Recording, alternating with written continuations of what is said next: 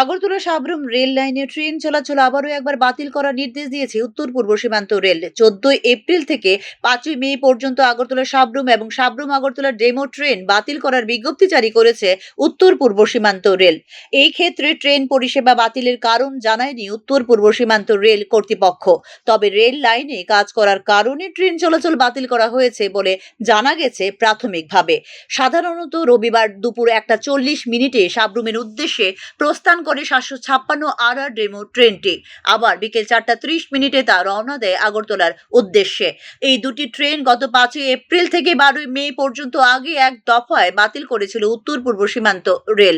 পরে আবার 13 এপ্রিল একদিনের জন্য দুটি ডেমো ট্রেন চলাচলে নেওয়া হয় সিদ্ধান্ত। অর্থাৎ গত রবিবার একদিনের জন্যই আগরতলা সাবরুম রেল লাইনে পরিষেবা দেয় এই demo train.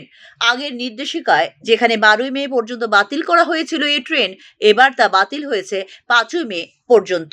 Bureau report, news now.